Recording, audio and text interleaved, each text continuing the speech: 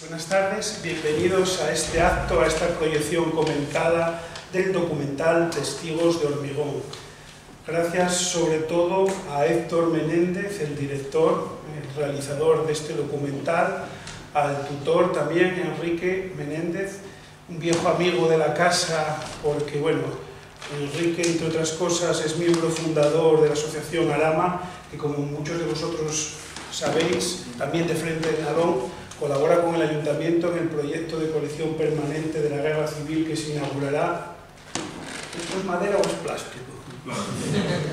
Que se inaugurará próximamente, esperamos que ya de cara a Semana Santa, y bueno, poco a poco va tomando forma.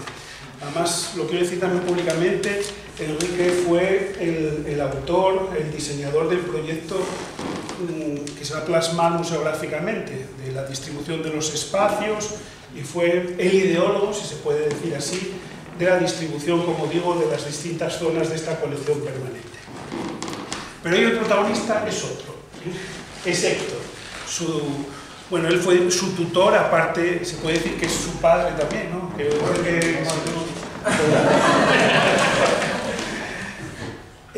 Lo que hoy vamos a ver es un documental precisamente sobre las fortificaciones de la Guerra Civil de los años 36-37 que se conservan en Asturias. Además desde la perspectiva de una persona joven, que 80 años después de este conflicto, bueno, él desde crío ya tenía bastante pateado toda esta zona por influencia, como digo, paterna. Y bueno, cuando tiene la ocasión de hacer un documental, pues se decide un trabajo sobre este tema. Héctor nació en Avilés en el año 96, qué insultante juventud, Héctor, qué insultante juventud. Estudiante del no leo las letras, lo digo como se dice, de comunicación, imagen y sonido. Realizó y presentó este trabajo que hoy va a verse aquí en grado en el concurso de historia para jóvenes Eustori, que en su 10ª edición, la del año pasado, la de 2017, se dedicó al patrimonio histórico. Este concurso tiene carácter internacional y busca como concepto básico aprender investigando.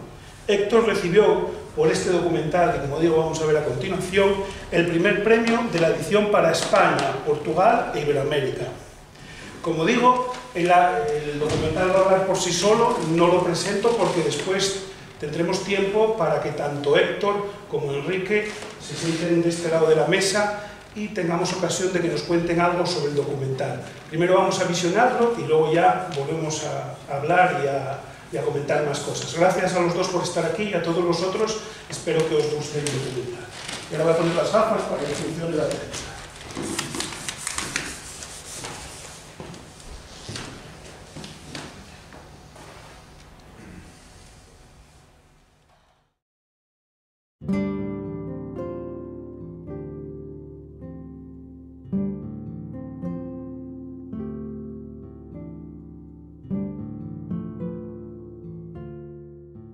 Lo reconozco. Como muchos otros jóvenes, cuando escuchaba hablar de patrimonio histórico, me venían a la mente monumentos emblemáticos, obras de arte expuestas en museos, testimonios de antiguas culturas. Los libros de texto nos explican que el patrimonio histórico español es una riqueza colectiva que contiene las expresiones más dignas de aprecio en la aportación histórica de los españoles a la cultura universal. Por eso, entendía erróneamente que ese aprecio y dignidad debían estar asociados a grandes momentos pretéritos con siglos o incluso milenios de antigüedad, y a un singular valor artístico, o al menos estético, y consecuentemente incalculable valor económico. Lo cierto es que no podía estar más equivocado.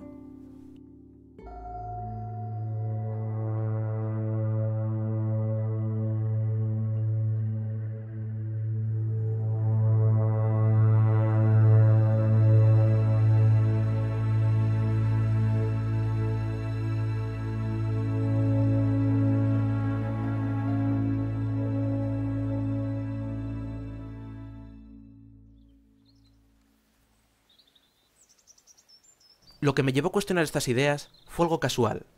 Durante un paseo por el campo, no muy lejos de mi casa, escondido tras unas zarzas, me esperaba un testimonio del pasado. Y no se trataba de una estela romana ni de un dintel medieval, era un modesto trozo de hormigón armado. los restos de una obra de fortificación de campaña levantada durante la Guerra Civil Española. ¿Qué importancia podría tener si ni siquiera ha pasado un siglo del final de la contienda? A priori, ese bloque de hormigón tampoco tiene un atractivo artístico, y su valor económico también es nulo. Lejos de conformarme con estas primeras impresiones, la curiosidad me llevó a investigar más en profundidad, consultando archivos, fuentes primarias y personas expertas en distintas disciplinas que me han aportado su visión y conocimiento, todo ello acompañado de un trabajo de campo sobre el terreno.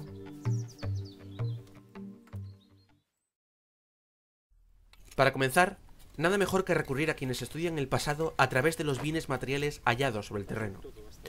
Me cito con el arqueólogo Alfonso Fanjul y dos de sus alumnos, Adam Graeber, de Illinois, y Elliot Grader, de Inglaterra, en el Escamplero, lugar próximo a Oviedo, donde se sucedieron encarnecidos combates entre octubre de 1936 y febrero de 1937.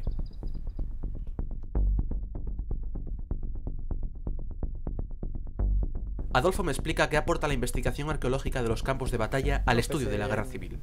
Pese a ser un conflicto reciente, la arqueología lo consideramos un apoyo fundamental, pues hay zonas del campo de batalla donde apenas hay registro documental, los que vivieron la batalla muy pocos dejaron escritos sobre ello, y los escritos a veces son muy subjetivos, y por otro lado la tradición oral se ha perdido en lo que es la mayor parte del campo de batalla de Oviedo, ¿no? Entonces ahí es donde aparece la arqueología como un método de obtener nuevos datos, pese a ser como digo, un conflicto bastante reciente, ¿no? Siempre aparecen aspectos que no conocíamos, desde la posición exacta de ambas tropas durante los diferentes movimientos de la batalla, hasta aspectos relativos, por ejemplo, a la alimentación, el uso de materiales locales por parte de un bando y la especialización militar del otro. Se pueden jugar con muchos aspectos a partir de los hallazgos arqueológicos para añadir datos nuevos a lo que fue la batalla de Oviedo, ¿no? Me interesa saber desde cuándo dirige este proyecto, los medios con los que cuenta y sus motivaciones. Pues empezamos en el año 2012, mediante un campo de trabajo financiado por el Ayuntamiento de Oviedo para limpiar varias fortificaciones, y ahí nos dimos cuenta de las posibilidades científicas de lo que era, empezando por una puesta en valor,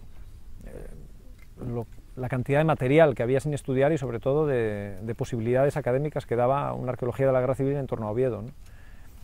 A partir de ese año dejamos de contar con financiación pública para realizar las excavaciones, y gracias a una forma de pago por prácticas en arqueología, donde también a los estudiantes se les da clases relativas a la materia, o visitas guiadas, y bueno, alojamiento, por supuesto, comida, etcétera, ¿no?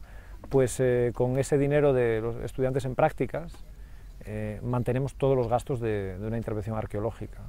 Sin duda, es llamativa la atracción que despierta entre estos estudiantes de arqueología nuestra guerra civil y su estudio científico, algo que quizá se echa en falta aquí en España. Yo creo que la arqueología de la guerra civil en España, quizás debido a la politización de algunos proyectos, se ve todavía como algo un poco distante e incluso como un cierto tabú dentro de lo que es la actividad científica, pero fuera de aquí hay un interés enorme por la guerra civil. Pensemos que en muchos países de donde están viniendo los colaboradores, que son los que mantienen este proyecto de forma autónoma, sin ningún tipo de financiación pública, pues de esos países vino gente que participó en la guerra civil, hay familiares de excombatientes, estudian la guerra civil a través de la literatura, tienen a Hemingway en la escuela, tienen a Picasso en la historia del arte,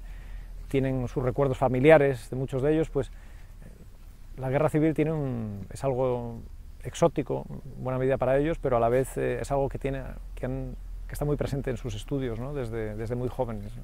En diferentes materias, y por lo tanto se crea un interés para todos aquellos que quieren estudiar historia en algo tan reciente como es una arqueología de la guerra civil, ¿no? Sí, hay bastante interés, de momento más fuera yo creo que aquí, ¿no? Quiero conocer la opinión de los estudiantes internacionales porque en sus países hay una mayor trayectoria en el estudio y preservación de los campos de batalla y sus vestigios. I believe this is important because people have died here and nobody knows where, like, it could be our grandparents for all we know out here, and it feels like it's been totally disrespected because if we lived 80 years ago, this could have been us, and it could be our bodies in these graves, but it feels like it's almost a disrespect to these people who fought here and lost their lives for what they believed in. I think battlefields are so confusing. The history can never really get it right. It's quite shallow, the history, so you might know where a regiment was and who was fighting where, but you won't know about the people who were living there, so how they were eating, how they were sleeping, where they were fighting, and the battlefield can really, this kind of archaeology brings those battlefields back to life, especially with the more recent, but going back in history as well. Yeah. Me queda claro en esta visita que, a la hora de historiar un conflicto bélico, tan importante como las fuentes orales y documentales, lo es el legado material originado en los campos de batalla, cuya aportación a la confección del conocimiento histórico resulta innegable y cada vez más importante ante la extinción de las fuentes orales por el lógico paso del tiempo. Pero necesito saber más. Frente a la delegación del Ministerio de Defensa en Asturias, me cito con el teniente ingeniero Germán Botón. Juntos vamos a visitar algunas construcciones militares de la Guerra Civil en el Monte Naranco. Me interesa conocer más sobre estas construcciones y también su punto de vista en cuanto al valor que les otorga como ingeniero militar. Bueno, pues aquí tendríamos un ejemplo de lo que es una fortificación en primera línea, que además, bueno, vemos que está en bastante mal estado por su parte frontal, y ello nos permite observar cómo fue construida en el momento. Este deterioro que sufre puede ser debido a la propia guerra, que sufriera un impacto, o quizás después que fuera destruido en parte para poder obtener recuperar metal, porque solía ser una práctica bastante difundida el intentar extraer el hierro para venderlo como chatarra. Está construido con piedras de diversos tamaños, no era un material homogéneo y tamaños demasiado grandes, quizás. Todo ello le va en detrimento de la resistencia de la fortificación al final.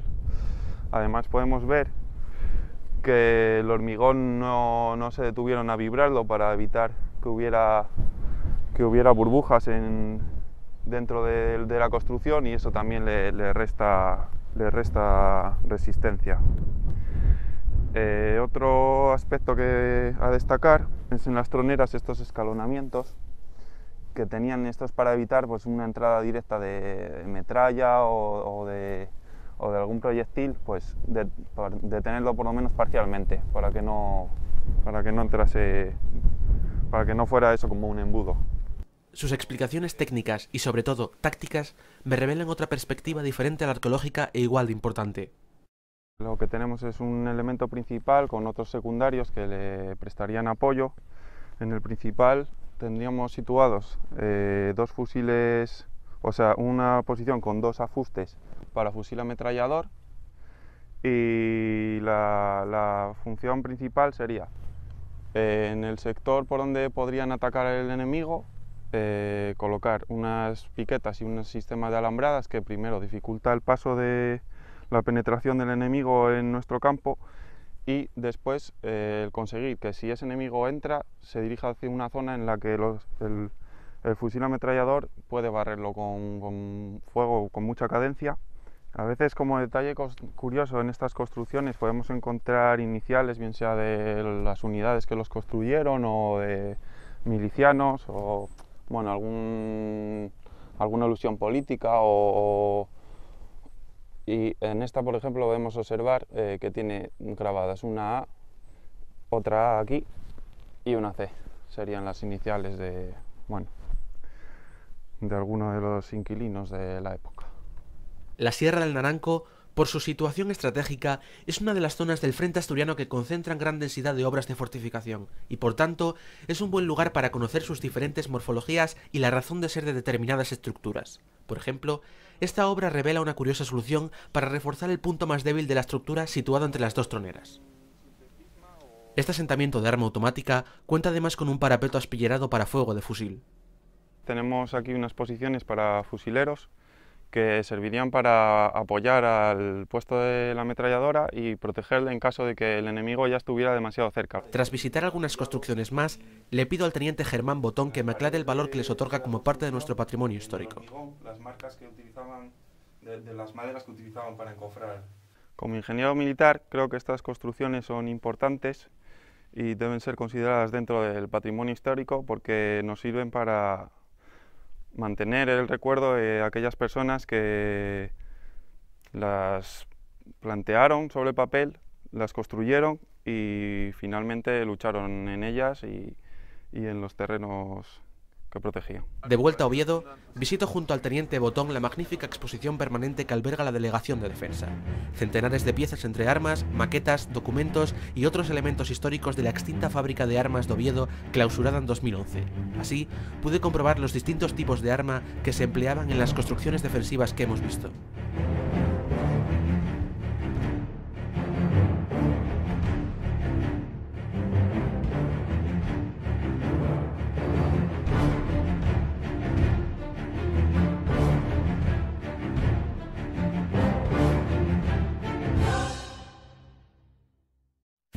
Muy animado y con la ayuda de la bibliografía disponible, proseguí descubriendo sobre el terreno estas construcciones defensivas que salpican la geografía asturiana. Realmente no necesito ir muy lejos para toparme con ellas. Apenas a 10 minutos en coche de mi ciudad, Avilés, encuentro interesantes elementos, casi siempre desconocidos para la mayor parte de la ciudadanía, en ocasiones totalmente cubiertos de maleza que, lejos de ser perjudicial, ha ayudado en algunos casos a su preservación, pues las obras que están más a la vista sufren generalmente un mayor deterioro debido a los vertidos de basura o a las acciones vandálicas.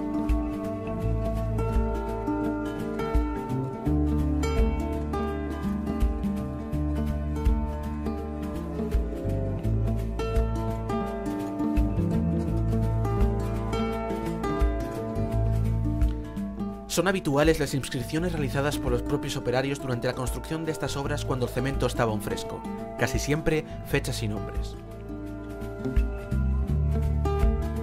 Aunque parece un nido de ametralladora, en esta ocasión estoy ante un puesto de dirección de tiro de una batería de artillería acasamatada cuyos restos se encuentran en la falda de la loma.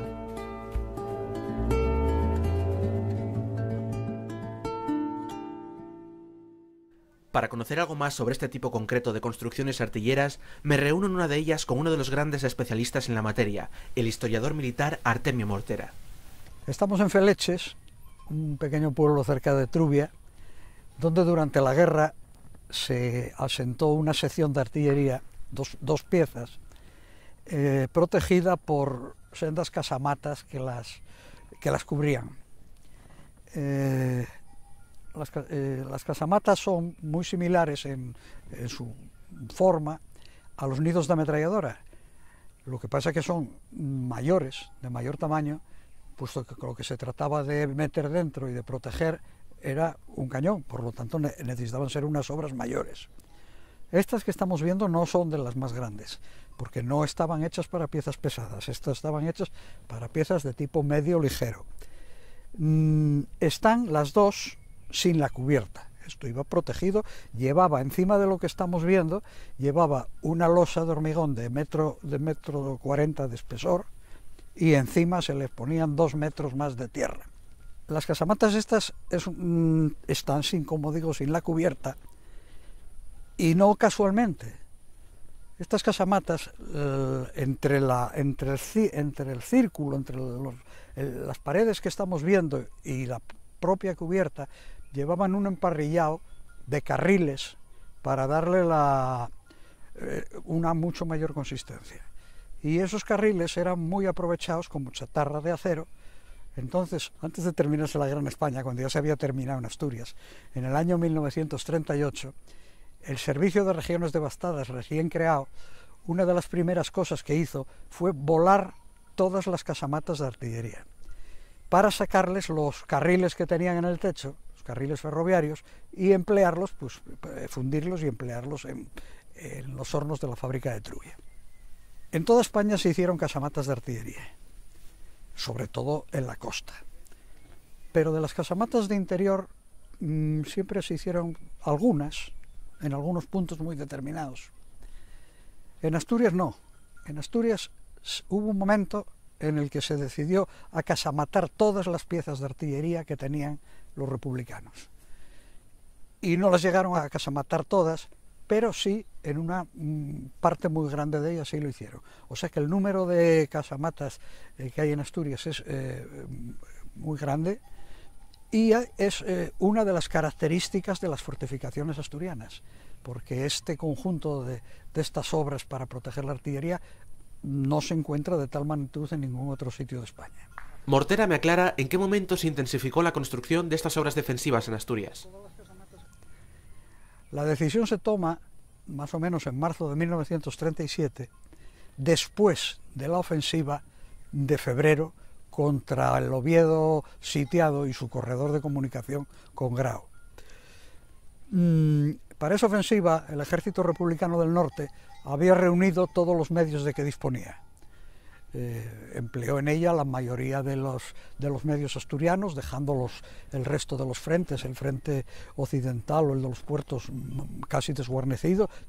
Reunieron aquí el mayor número de batallones posibles. Además vinieron 2 brigadas vascas y una brigada santanderina, y el ejército del norte mandó la aviación, mandó los carros de combate y mandó la artillería pesada, es decir, se volcaron sobre Oviedo y fracasaron.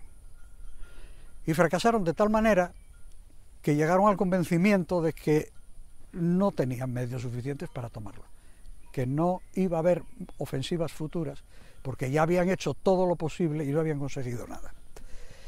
Entonces pasan de una postura ofensiva que habían tenido hasta entonces, siempre con la ilusión de tomar Oviedo, a una postura totalmente defensiva. Y es cuando realmente empieza a fortificarse toda Asturias, todos los frentes asturianos, a un ritmo tremendo. Y entre ellos se da el fenómeno este de las casamatas artilleras, que, como dije, habían decidido proteger todas las piezas que tenían.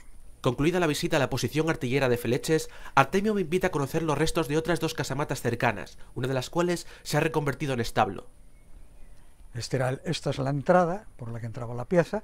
El propietario de la finca ha ido recreciendo con piedras y con los mismos escombros, ha ido recreciendo los muros.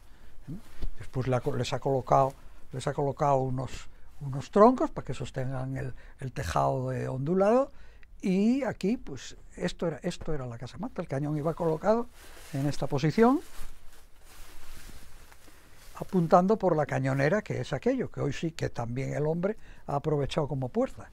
Es una manera de darle utilidad, sin desvirtuarla demasiado, a estas obras que han quedado, y sobre todo cuando son tan grandes como esta, que permite meter aquí unos cuantos animales, pues aquí él ha hecho su cuadra con sus pesebres para tenerlos resguardados. Tienen un valor histórico y testimonial muy importante. Conviene conservarlas siempre relacionadas con naturalmente con el terreno en el que están enclavadas. A mí me han servido, yo he encontrado a lo largo de mis trabajos de investigación, de mis publicaciones sobre historia militar, me ha sido muy útil lo que se llama pisar el terreno y verlo, que a veces no basta el documento para que te hagas una idea real de las cosas. Son, por tanto, una fuente de información muy grande, y tienen una importancia histórica tremenda, porque la guerra civil, nos guste o no, forma parte de nuestra historia, y tan forma parte de nuestra historia que prácticamente es el acontecimiento dominante y determinante de todo el siglo XX. Además de profundizar en su conocimiento físico, necesito comprender mejor ese valor histórico. De nuevo acudo a Oviedo para encontrarme con el profesor José García, catedrático de instituto, que me explica la importancia que otorga este patrimonio como recurso para la didáctica de la historia. Estamos en el entorno del nuevo hospital universitario, una zona urbana que conserva casi milagrosamente algunas construcciones de la guerra civil, pero totalmente descontextualizadas por la modificación del paisaje que la rodea. Este nido de ametralladora, en la calle Manuel Llaneza, es un ejemplo. Se trata de una obra antaño en medio del campo y rodeada de trincheras que formaba parte de una extensa posición fortificada. Hoy se muestra en muy mal estado junto a una calle, rodeada de edificios y en un talud que ha dejado a la vista sus cimientos. Su interior ha servido de escombrera, pero con todo ha sobrevivido al paso del tiempo, a la expansión urbanística y al desamparo legal. Y esto nos indica uno de los problemas que tiene ese patrimonio, la falta de protección. La ley del 85 del Patrimonio Histórico Asturiano pone la condición de 100 años para considerar algo monumento histórico, algo protegible. Estas construcciones no tienen 100 años, pero aunque no tengan 100 años, entendemos que entrarían perfectamente dentro del patrimonio protegible a partir de otros aspectos, de tener relevancia como construcciones en relación con acontecimientos históricos trascendentes, cual fue la Guerra Civil. Estas fortificaciones tuvieron su papel muy importante en batallas, en episodios trascendentes de nuestra historia. El episodio probablemente más dramático y con más consecuencias de la historia de España del siglo XX fue la Guerra Civil, el conflicto que abarca más de 1000 días entre el año 36, julio del 36 y marzo del 39, y que sembró de cadáveres y sembró también de estas huellas de las batallas, los campos y las ciudades de España.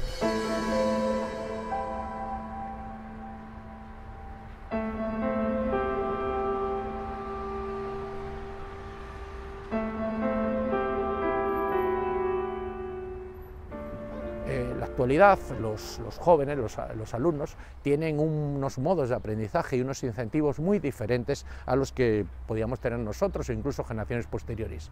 Lo virtual domina en el sentido que la imagen fría, la imagen de pantalla, la imagen captada en un momento con un teléfono móvil, pues circula viralmente entre ellos y tienen incluso dificultades para diferenciar exactamente esta imagen virtual, esta imagen fría, de la imagen caliente, real, tangible, como este monumento. Entonces, en las visitas, en los itinerarios pedagógicos, creo que un objetivo es que no solo vean las imágenes del pasado, como podrían verlas en un aula, cuando se proyecta, cuando se pasa un documental, cuando con el cañón se les determinan obras de arte o edificios, sino que puedan caminar por esos edificios, puedan ver esos paisajes o puedan entrar en estas estructuras. Entonces, la experiencia que tengo estos últimos años es que los alumnos, dentro de las numerosas excursiones de patrimonio que hacen, las que más acaban valorando, y además en encuestas anónimas así lo manifiestan, son las que tienen que ver con estas construcciones, estas humildes construcciones de la Guerra Civil. Tienen un gran poder evocador. El pensar que aquí hubo gente que sufrió, que pasó miedo, que incluso pudo ser herida o fallecer, el pensar que en un entorno como este, en un barrio de Oviedo, se conserva un testimonio tan contundente de un conflicto que ocurrió hace 80 años.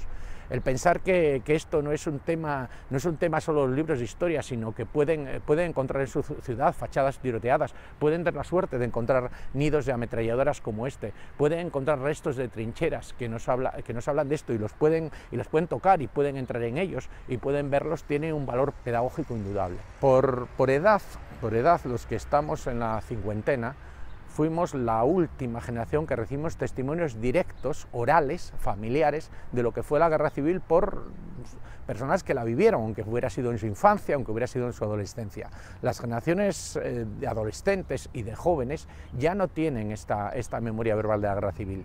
Ya es un tema del cual se habla de generaciones atrás, se habla de fuentes ya absolutamente indirectas, no hablan con supervivientes, sino hablan con hijos de supervivientes o incluso con nietos de supervivientes. Entonces, la sorpresa para ellos de encontrarse esta presencia, estos contundentes testimonios, pues desde luego no es comparable a nada. Es decir, los alumnos les gusta entrar, incluso aunque haya dificultades, les supone un desafío entrar. No se imaginan que esto era ahí. Pueden ver los graffiti de época, pueden ver los impactos incluso de disparos, pueden ver la trama de los sacos terreros que está marcado sobre el cemento. Y esto es un testimonio evidentemente para ellos muy impresionante y desde luego insustituible, considerando, ya digo, que su memoria de la Guerra Civil ya es una memoria en muchos casos libresca, en muchos casos filmada en base de documentales y demás, y cuando es familiar es absolutamente de segunda o tercera generación. Voy tomando conciencia de la importancia patrimonial de estos testimonios materiales y de la necesidad de su conservación, no solo desde una perspectiva rememorativa, sino como una fuente de investigación y también como recurso para la divulgación histórica.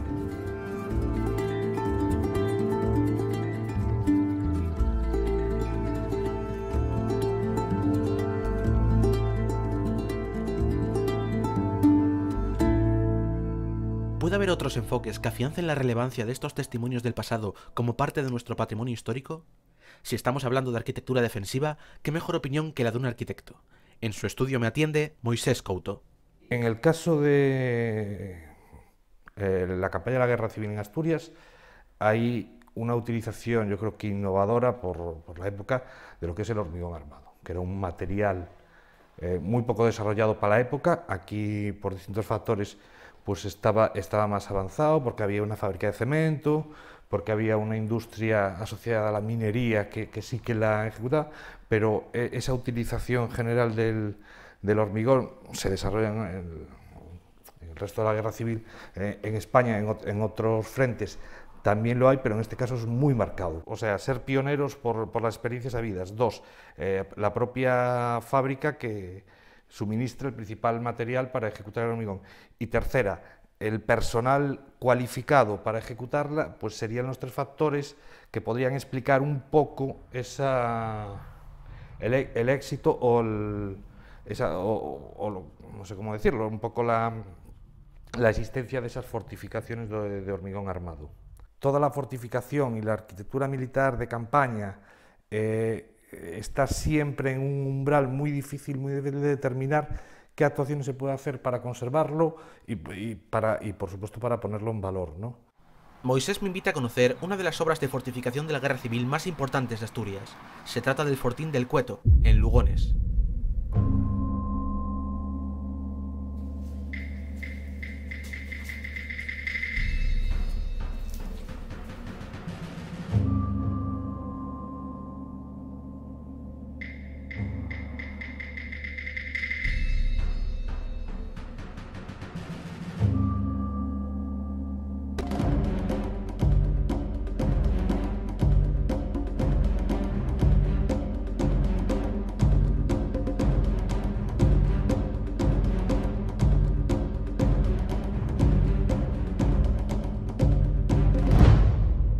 Estamos en probablemente la fortificación de mayor tamaño del frente de Asturias.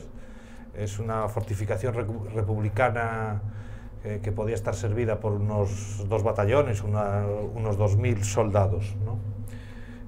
Se puede ver que estamos en una galería. Una de las cosas de las primeras que aprecias es el tamaño tan reducido que es. De hecho, las personas de la época con una significativa estatura inferior a la actual, pues cabrían relativamente cómodos, si se puede hablar así, dentro de la Guerra Civil, pero ahora más muy justo de altura. Aquí en esta galería se pueden ver las espilleras, toda una serie de espilleras para hacer fuego con un fusil por parte de los milicianos. Tenemos también aquí un óculo de ventilación y también de iluminación, porque va también, pero principalmente para ventilar estos túneles. Y en los laterales se puede apreciar, aunque están muy colmatados por los restos que han caído, los canales de desagüe. Claro, al tener estas construcciones, al tener agujeros, estar agujereados tanto para hacer fuego, para ventilar, para iluminar, con las lluvias se llenaban de agua. Y eso sí que aparecía en los manuales de fortificación, la importancia de asegurar la salubridad de la instalación, para que los milicianos no caigan enfermos. Si hay bajas, que sean haciendo fuego, no enfermos.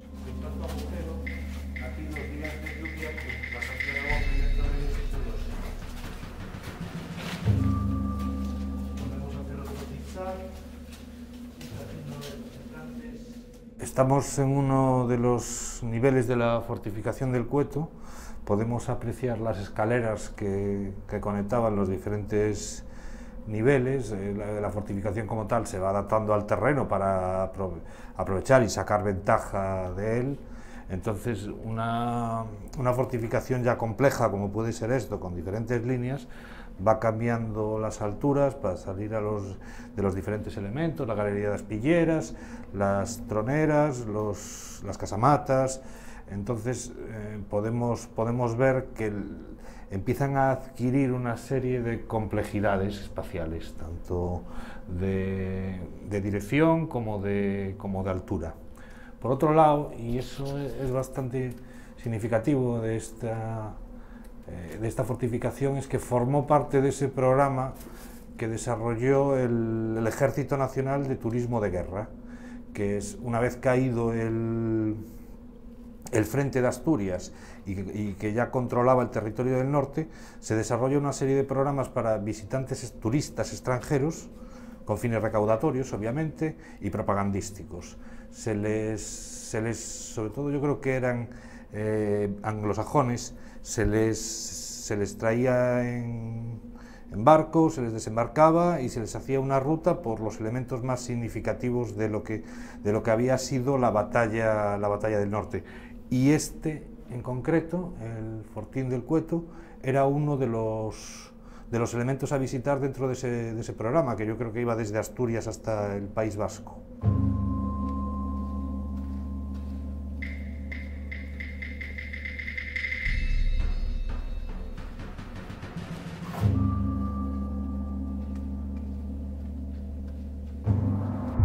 Estamos aquí ante un elemento que tiene un cierto valor, porque se trata de un respiradero que está en una posición oblicua respecto a la escalera que conecta los diferentes niveles, pero que en la prensa de la época, cuando cae el frente y el ejército republicano abandona estas posiciones, la prensa nacional recoge este elemento, que no deja de ser un pequeño agujero en un techo inclinado con una posición oblicua, como un puesto de fuego antiaéreo, lo cual obviamente es imposible que por ahí pudieran disparar a un avión y menos aún abatirlo.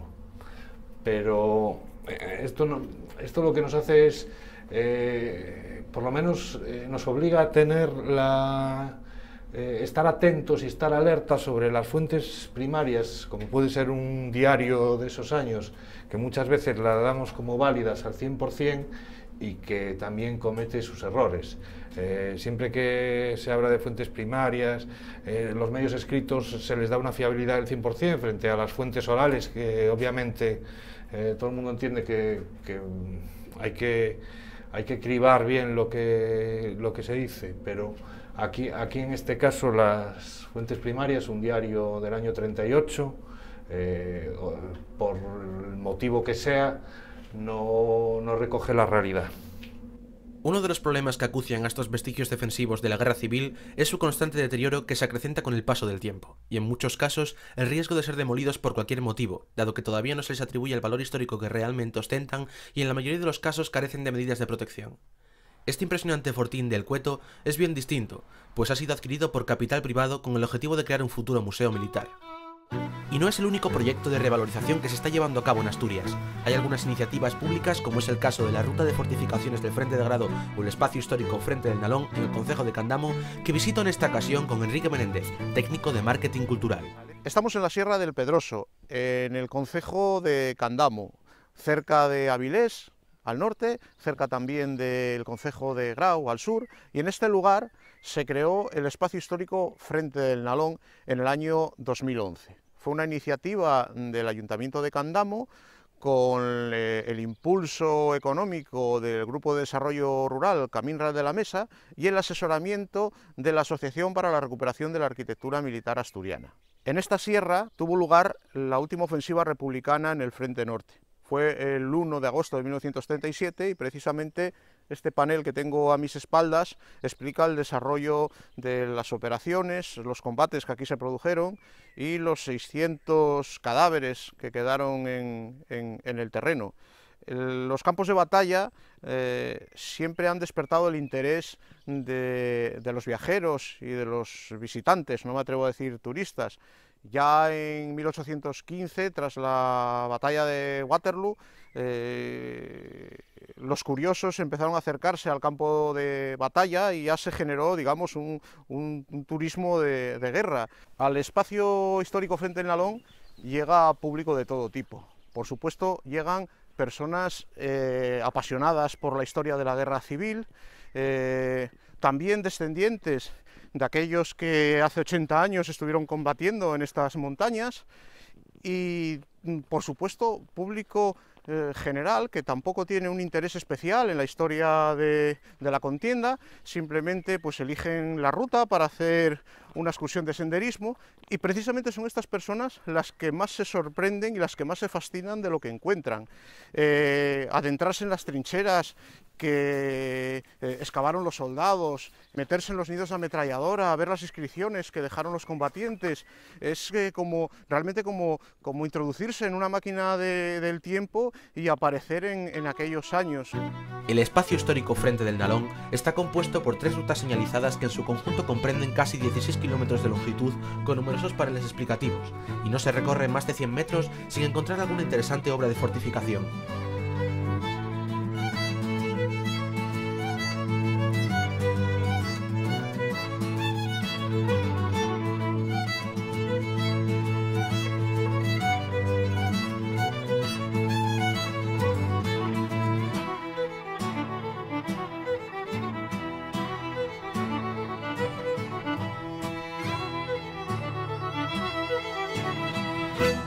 No solo encontramos una variedad tipológica tremenda, sino también distintos estados de construcción.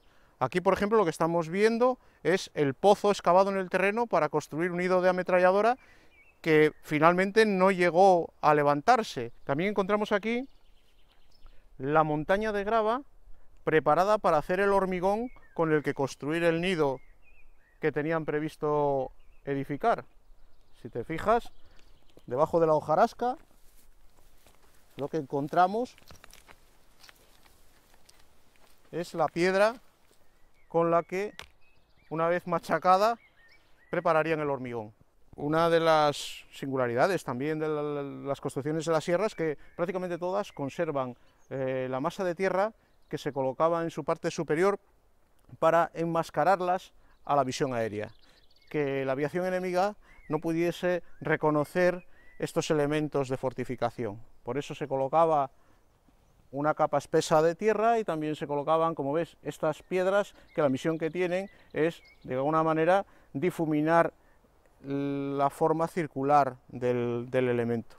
Claro que estas construcciones forman parte del patrimonio histórico. Quizá no tienen todavía el valor o no se les da el valor que se le otorga a otros bienes patrimoniales, pero todo es cuestión de sensibilidad por parte de las administraciones y sensibilidad también por parte de la ciudadanía. Hay que pensar que a su importancia rememorativa como testimonios de un hecho trascendental en la historia de España, incluso mundial en el siglo XX, está ese valor turístico que en este caso se le está dando, de turismo cultural. Hay que pensar que hay muchos municipios que pueden no tener otros atractivos y que sin embargo fueron escenarios de cruentas batallas y conservan restos de este tipo que se pueden poner en valor, además con unos costes mínimos. No estamos hablando de grandes inversiones, simplemente es señalizar unas rutas y colocar unos paneles explicativos en los que el visitante reciba la información y la contextualización histórica de lo que está viendo.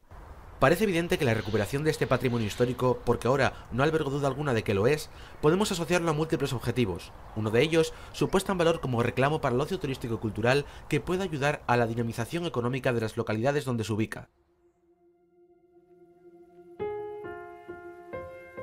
Las posiciones militares de la Guerra Civil Española se levantaron ligadas al terreno que defendían. Batían con sus fuegos las vías de comunicación y debían ofrecer inmejorables puntos de observación sobre las líneas enemigas. Por tanto, las obras de campaña de aquella época están ligadas invariablemente a la orografía. Así, la mayoría de estas construcciones se ubican en lugares elevados y por tanto dominantes en el paisaje, cuyo valor estratégico se mantuvo a lo largo de diferentes momentos de la historia. Por ello en Asturias no es difícil encontrarlas, por ejemplo, sobre yacimientos castreños. Un caso peculiar es el de la posición fortificada de la Peña de San Román de Candamo, ubicada sobre la caverna que se abre en el interior de la roca y que es uno de los grandes ejemplos del arte rupestre paleolítico del norte de España.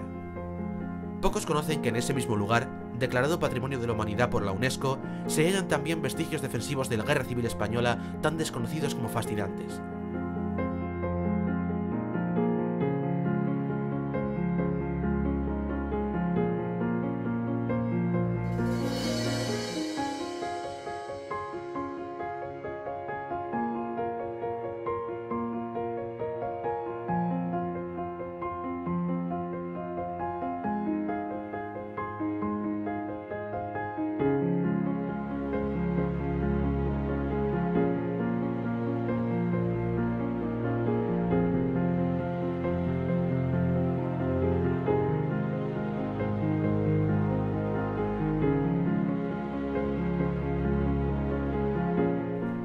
Observando las inscripciones dejadas por sus constructores, caigo en la cuenta de que conozco sus obras pero muy poco de ellos. ¿Quiénes levantaron este denso entramado de fortificaciones? ¿En qué condiciones? ¿Qué medios? Toca dejar el campo y adentrarse en los archivos.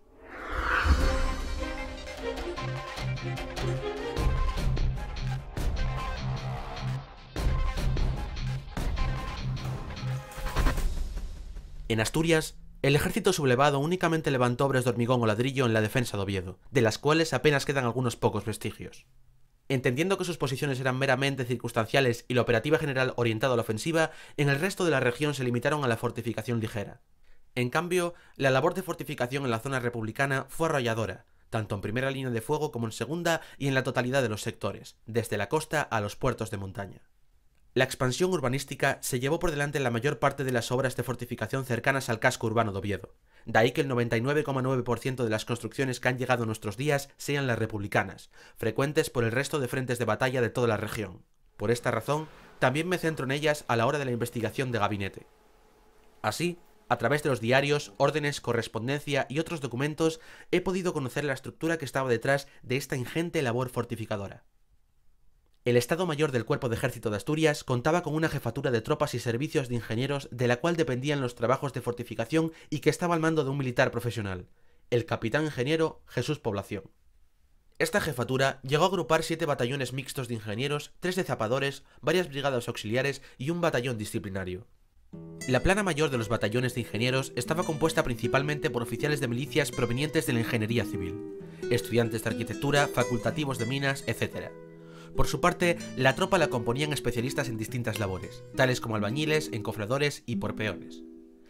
Estos batallones se ocupaban de las labores de fortificación en primera línea, en ocasiones bajo fuego enemigo, debiendo trabajar durante la noche. Los zapadores eran los encargados de marcar las líneas de las trincheras y los emplazamientos de las armas automáticas, así como de realizar los trabajos de perfeccionamiento de las obras.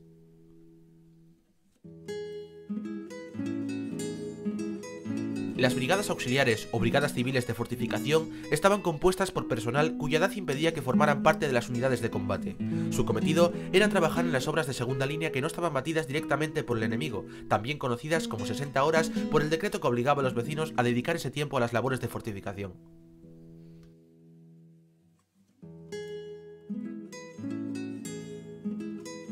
Finalmente, el batallón disciplinario, conocido como Batallón D, formado por reclusos que en muchos casos eran simpatizantes supuestos o declarados de la sublevación militar, se encargaba de abrir pistas hacia las posiciones y adecentar caminos, aunque en algún caso pudieron destinarse igualmente a fortificar.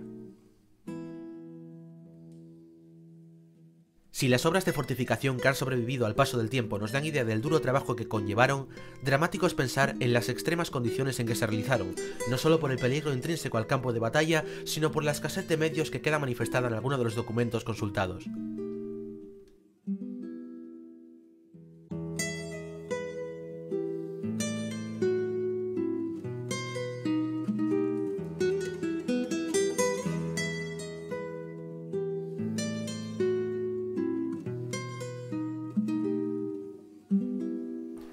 En el transcurso de la investigación me esperaba una sorpresa, y es que mi bisabuelo paterno, José Vega Pérez, albañil de profesión, padre de mi abuela Ana, formó parte del batallón mixto de ingenieros número 2. Resulta muy emotivo enterarse que en algunas construcciones visitadas había trabajado uno de mis antepasados. Más emotivo aún fue acompañar a mi abuela, su hija, a una de ellas. Mi abuelita, esto es una casamata de artillería. Sí. Y aquí, en este hueco, es donde se guardaba la munición que luego se utilizaba para este cañón que estaba disparando hacia aquí. Ah. Claro, antes no había toda esta... Esa porquería. Esta porquería. Que además lo hizo tu padre. Sí, sí, mi padre estuvo haciendo todos estos nidos de por aquí. Bueno, según nos contaba él. Y él y otros soldados que había también.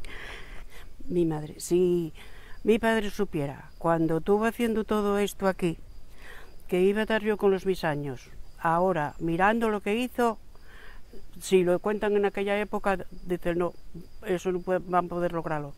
Y mira. Luego ya lo cogieron preso y lo llevaron para Candás. Sí, sí, sí. Y en Candás lo sacó de la cárcel un señor de Ferreros, Sí.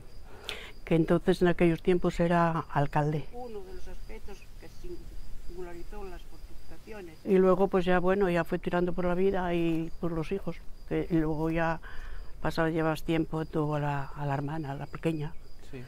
y éramos 3, pero él siempre trabajó de albañil.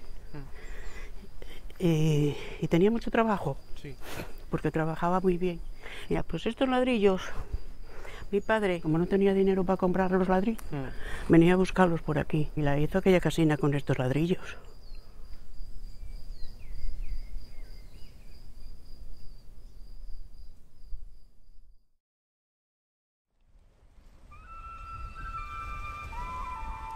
A modo de conclusión, me acerco hasta una posición artillera de costa en San Juan de Nieva que durante la guerra protegía la bocana de la ría de Avilés.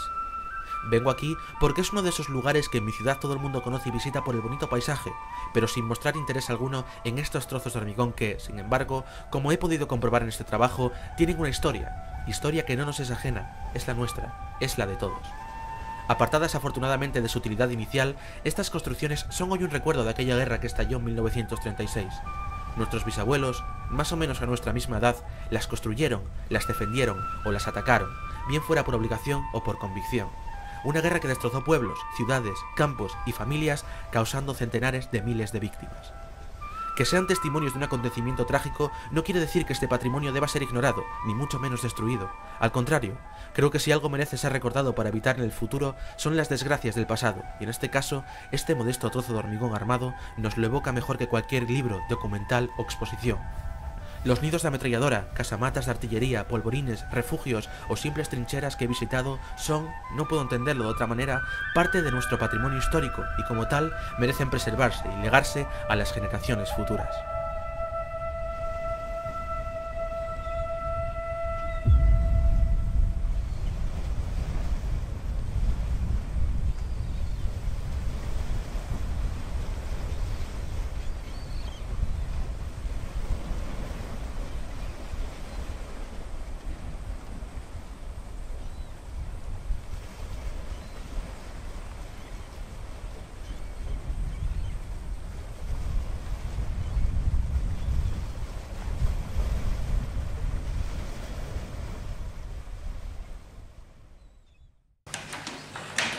Bueno, yo, como ya os presenté antes, simplemente agradeceros que hayáis presentado también en Grau este documental. De hecho, salieron varias imágenes del concejo. Ahora está más limpio que lo que sale en el concejo porque se limpió, pues nada, se acabó de limpiar a mes y medio, 2 meses, porque ya sabéis que el problema de estas fortificaciones, de estas casamatas, es el mantenimiento. Daros las gracias y darte la enhorabuena, Héctor, porque lo dicho, es un documental, además desde el punto de vista de una persona joven. Me gustó mucho lo del final de tu abuela y todo esto, y la verdad es que bueno, nos va a dejar a ellos que nos hablen y que nos cuenten pues, alguna cosa, y luego intentaremos también, si os apetece, hacer alguna pregunta. Bueno, primero agradecer al Ayuntamiento que hayan querido proyectar el documental. Son cosas que hacemos, y en este caso hizo este proyecto sin ningún ánimo de lucro, y bueno, lo que nos interesa es divulgarlo y sobre todo, bueno, dar a conocer ese patrimonio, como bien dices, desde la perspectiva de un chaval que no lo ve con los ojos que igual lo vemos los que ya somos un poco más adultos, ¿no? Ya pasaron 80 años desde que terminó la guerra, y bueno, que la gente de mi edad todavía tenemos las historias que nos contaban nuestros abuelos o nuestros padres, incluso en algunos casos. Bueno, para ellos es la historia que simplemente aparece en los libros y, como bien dice Héctor, normalmente pues un par de hojas nada más, ¿no? Sí, me parece interesante hacerlo precisamente por eso, por el desconocimiento que hay en gente joven. Es un documental dirigido especialmente pues, a la gente de mi edad. Al final pasa como estudiar esto y piensa que es un depósito. Entonces, bueno, pues precisamente es para divulgar estos restos Y bueno, para que sepan que sus abuelos estuvieron luchando allí, que murieron, que no es algo lejano, es algo, la verdad, muy cercano, que fue hace 80 años. Hay una cosa que comenta Héctor también de cuando estaba en el proceso de realización del documental, y bueno, cuando yo le iba explicando pues, con quién podía hablar, con Artemio, con este, con el otro, decía así, pero yo no quiero hacer un documental para especialistas, no quiero hacer un documental para Artemios, por decirlo de alguna manera, quiero hacer un documental que le pueda gustar a todo el mundo, ¿no? Y que lo pueda ver cualquier persona, y bueno, pues hay un poco también... Cualquier persona que no tenga ni idea sobre estos restos. Ahí necesitamos saber un poco vuestra opinión también, bueno, pues si os parece interesante o si conocéis estos restos o bueno, lo que nos queráis comentar y lo que nos queráis preguntar, si nos queréis preguntar algo. ¿Alguien quiere intervenir? Se admiten críticas constructivas, destructivas también. Entre lo que nos cuesta preguntar y lo que cuesta responder ya... No, yo sí que una cosa que se repite varias veces a lo largo del documental es bueno, pues la falta de protección de estos elementos, también un poco el recelo a la hora, no ya solo de los elementos de la arquitectura militar, sino pues de lo que ahora se está montando, por ejemplo, en Grau, de museografiar o de poner en contexto todo esto. Sin embargo, yo creo que de 2 o 3 años para acá yo veo un cambio, veo un pequeño cambio. Los ayuntamientos están incluyendo en el inventario de patrimonio estos elementos.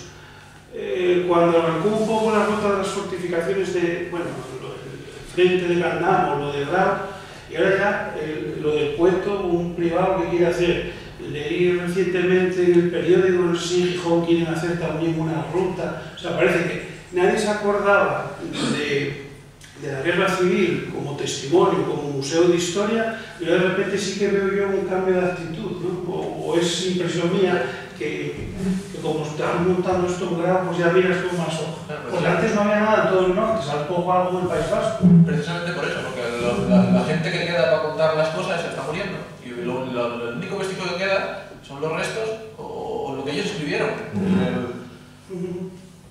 Pues y ahora, bueno, me puede pasar como que estamos mirando un coche para comprarlo y después empieza a verlo por todos los sitios, ¿no? Pero bueno, sí que es verdad, ahí, bueno, Grau junto con Candamo fuisteis pioneros en la puesta en valor de las construcciones de la guerra civil.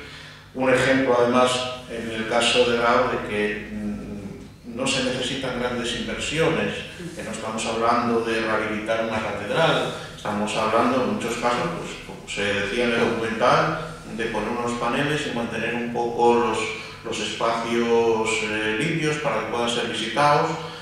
Y teniendo en cuenta que en la guerra civil, aquí en Asturias, y concretamente pues aquí en la zona de Grau, participó gente de muchos sitios, cuyos nietos, cuyos bisnietos, pues ahora mismo les llama la atención saber dónde fue aquel sitio donde el abuelo contaba que pasaba frío, que pasaban hambre, que durmieron en un hórreo. Y estamos hablando de gallegos, de vascos, de leoneses, que de alguna manera están generando también ese turismo cultural del que hablábamos. Era cuestión de tiempo el ir dándose cuenta de que eso iba a suceder, y la cosa es quitarse los prejuicios creados en torno al tema de la guerra civil, que se tenía un poco como un tabú cuando, bueno, pues no hay por qué tenerlo de esa manera. Estas construcciones están ahí, nos explican mejor que cualquier otra cosa lo que fue la guerra civil, y que encima pues, una guerra que no la vimos en los telediarios, que no se desarrolló a 5.000 kilómetros de distancia, sino que es una guerra que se dio aquí en Asturias entre vecinos, entre familiares, y estas construcciones pues, bueno, nos hacen comprenderla, entender mejor los frentes, saber por qué aquí estaban unos u otros, o unos y otros según el momento, y bueno, pues a ese valor didáctico ahora empieza a verse ese valor de turismo cultural. También hay que decir que en otros sitios que empezaron más tarde nos llevan muchísima más ventaja ahora mismo. Cuando se creó el espacio histórico Frente del Nalón en el 2011, cuando se inauguró, y 5 años que se estuvo trabajando por parte de Arama en localizar todos esos restos y demás, no había nada en la mitad norte de España. En ese tiempo, que tampoco es tanto, en el País Vasco hay 14 museos, 14 rutas, 14 proyectos y lo mismo en otros lugares, ¿no? Quizá haría falta un poco, aparte del impulso que podéis dar por parte de los ayuntamientos, que hubiese algún tipo de proyecto a nivel regional que contemplase pues, incluso sinergias entre proyectos como el de Candamo y como el de Grau, y que tuvierais un poco ese apoyo regional para que bueno, pues realmente se hiciera una campaña de promoción de estas rutas que bueno, os benefician a todos y además tienen ese valor de enseñarnos a todos la historia. Entonces, bueno, afortunadamente yo también veo que de alguna manera esto va a... Es lo que me sorprende a mí, que estaba ahí y de repente, será porque, no sé, bueno, también, contagio, a veces también es precisamente porque no valora, hasta que no murió la gente que participó en la guerra, coño, pues ya no están los que nos contaban las historias, los que no lo sé. Me sorprende que sea eso, unos pocos años para aquí. Es que ahora lo que nos queda es esto, hace muy pocos años hubiéramos hecho un documental igual que este, pero con los testimonios de la gente que estaba dentro, porque hace 8 años podíamos ir a cualquier pueblo de Grau, de Candamo, de las Regueras y estar hablando con los combatientes que nos explicaban pues, si pasaban hambre, si pasaban frío. Lamentablemente, yo creo que ahora ya no queda ninguno. La gente que nos puede contar algo de la guerra son los que tenían 10 años, 8 años, 9 años, y ya lógicamente no es la visión del combatiente. Ahora lo que nos quedan son estos vestigios. Quizás se despierta un poco ese interés, como bien dices tú, al desaparecer la memoria oral. Y también, por otro lado, quieras que no, lo que cuesta es romper el hielo. Que Grau o Candamo hayan hecho un museo al aire libre de sus fortificaciones y no pasó nada, nadie echa las manos a la cabeza, ni pasa nada, al contrario, todo el mundo lo ve con buenos ojos. Eso también anima a que en otros sitios, pues digan, oye, yo que también tengo aquí un montón de trincheras, de todas formas, vais a permitir también que diga que es importante también para jugar al juego saber las reglas, y eso, en ese sentido hay que agradecer a gente como la Asociación Arama, como Frente de Nalón, que a lo mejor nos abrieron los ojos al resto de la población. O sea, que el mérito es de gente como estas dos asociaciones que empezó a divulgar, a poner en valor todo este tipo de fortificaciones, a hacer la recreación, por ejemplo, en Candamo. Y entonces la gente dijo, coño, si está esto aquí, no hay que reparar en ello. O sea, que la medalla realmente hay que colgarla en vuestro pecho en este sentido. Y lo digo sinceramente, los profesores la pelota. Bueno, y en Arama, que la fundamos en el 2006, hace ya un montón de años, esto era un crío pequeño que andaba por ahí, por las trincheras todo el día y tal. Una de las cosas que entendimos es que había que darle el valor que tienen independientemente de la ideología que cada uno tuviera. Entonces, una de las cosas guapas de Frente Nalón es que podemos, o que reunimos en un mismo grupo, gente con ideologías totalmente opuestas, que si tuviéramos que hablar de política estaríamos discutiendo, incluso si estuviéramos hablando de la historia de la guerra civil, la vemos desde distintas perspectivas. Por poner un ejemplo, de los fundadores, los 4 grandes fundadores, uno es Artemio, otro soy yo. El padre de Artemio estuvo fortificando en un batallón disciplinario. Lo cogieron en Mieres y el hombre era comerciante, era ferretero, entendía, no sé, o era declarada una persona de derechas, no lo sé. El caso es que lo cogieron preso y lo pusieron a fortificar. Sin embargo, mi abuelo estuvo fortificando de forma voluntaria en el bando republicano. Y Artemio y yo llevamos 12 años saliendo al monte a ver esas construcciones, a localizarlas, a señalizarlas, y sí que quizás rompimos un poquitín esos prejuicios ideológicos que había. Para nosotros tan importante es una trinchera de un bando como de otro bando. Sería de tontos proteger un nido republicano y no proteger un nido del bando sublevado, porque entonces ¿a dónde estaban disparando unos y otros? ¿No? O sea, es una cosa y lógica. Y peleamos lo mismo por conservar unas construcciones que otras. Mismamente aquí para el Museo de Grau tenéis unas estelas de la Legión Cóndor, de los animales, en parte también los alemanes, que cayeron cuando estaban bombardeando Asturias y fueron derribados por los republicanos. Y bueno, eso tiene un valor patrimonial. Igual no es para ponerlo en una plaza, pero sí que es para tenerlo en un museo. Ahí también se os ve, por parte del ayuntamiento, esa sensibilidad de proteger estos restos rememorativos, que el día de mañana es lo que va a quedar. Dentro de 100 años, cuando le digas a un crío de 20 años que estaban los alemanes bombardeando Asturias, y a ver, ¿qué me estás contando? ¿Pero eso cuándo? ¿Cómo fue?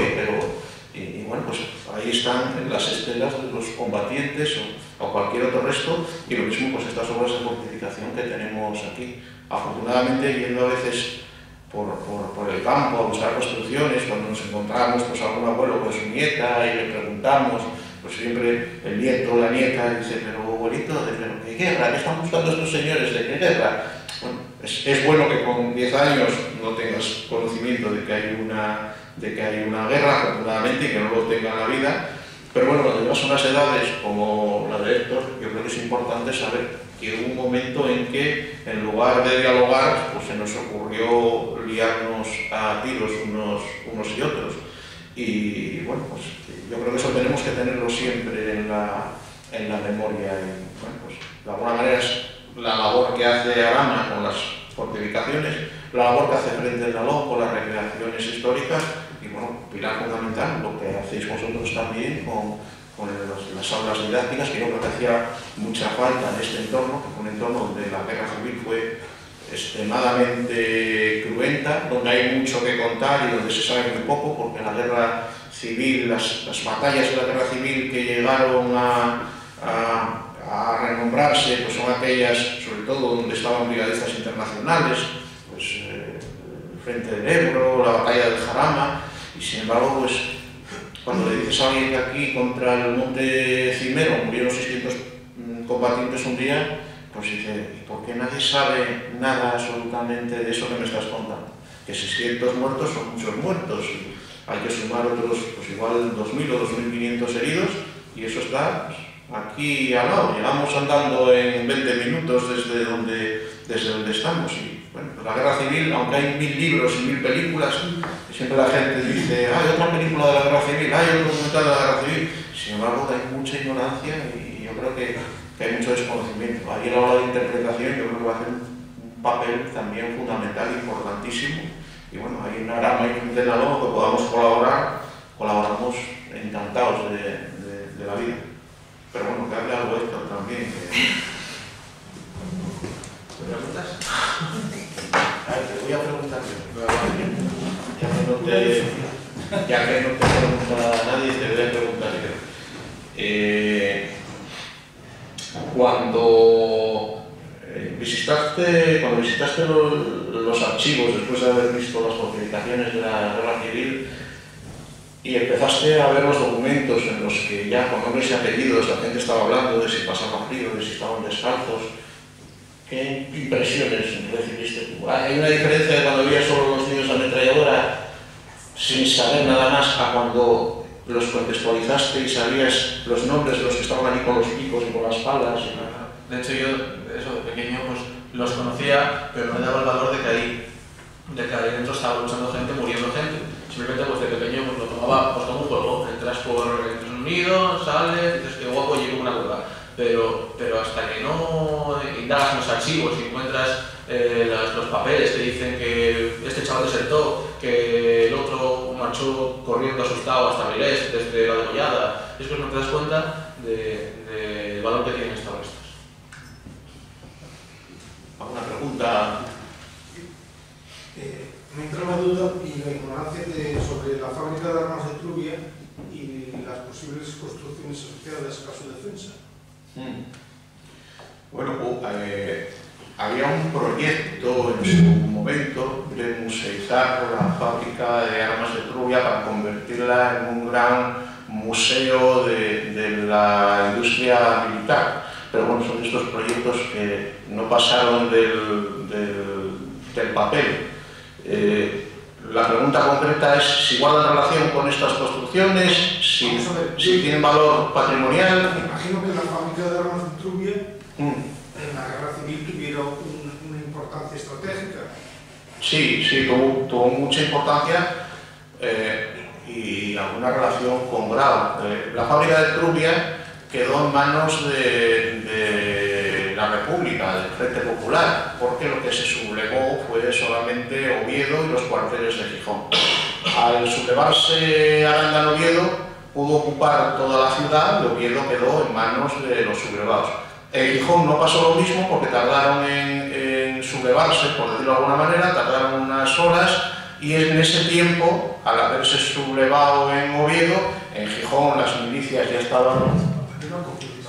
En Gijón las milicias estaban vandalizadas y lo que hicieron pues fue, digamos, asediar los cuarteles. Entonces, cuando las columnas gallegas desde Galicia, o algo de la redundancia, vinieron en socorro de los sublevados en Oviedo, su intención al llegar a Grau no era cruzar el puente de Peñaflor y ir a Oviedo, sino ir a liberar la fábrica de armas de Trubia.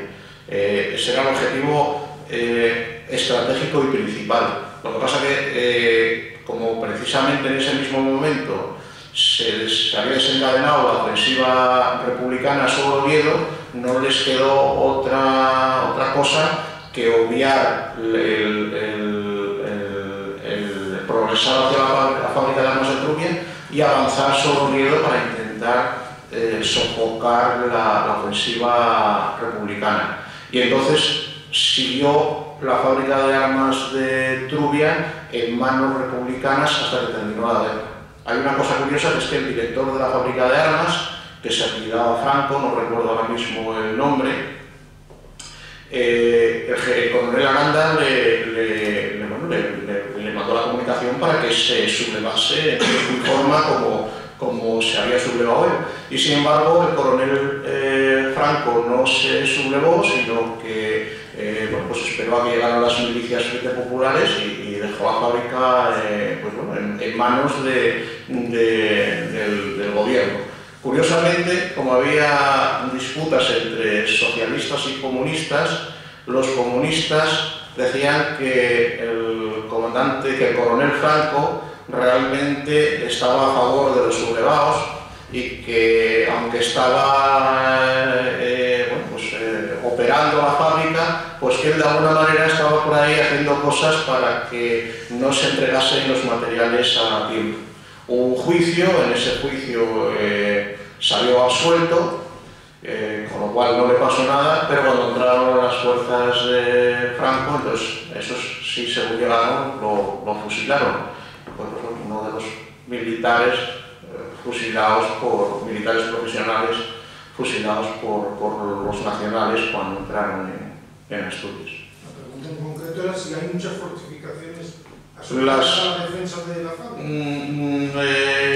No más que en el resto del frente. Hay que pensar que aquí, en el transcurso de todo el río Nalón, no hay altura que no esté fortificada. Entonces, prácticamente no había un interés especialísimo en proteger la fábrica de armas, lo que había era un interés en evitar que las fuerzas del coronel Aranda pudieran sobrepasar el río y avanzar sobre Avilés y Gijón, porque si llegaban a tomar Avilés y Gijón, automáticamente hubieran ya avanzado hacia el oriente y caería Santander y Bilbao. Pero realmente lo que pasó fue lo contrario, que cayó Bilbao y pues avanzaron sobre Asturias. Entonces, todas estas obras que vemos por aquí están defendiendo el pasillo de Grau para evitar que se cortara la comunicación entre Oviedo y Grau, porque si caía Oviedo, lógicamente ya no tenía ningún sentido el esfuerzo militar que estaban teniendo aquí.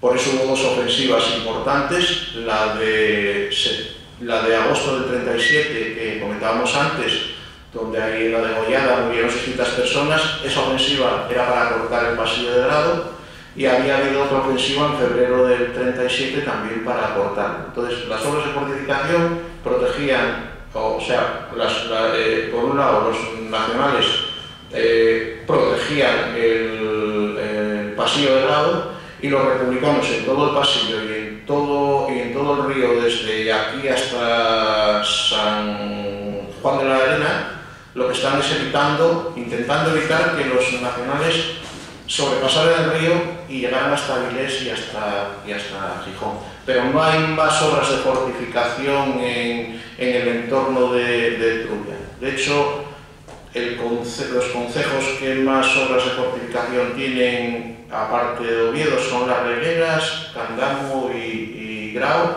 precisamente porque estaban intentando proteger lo que sería el frente de Avilés.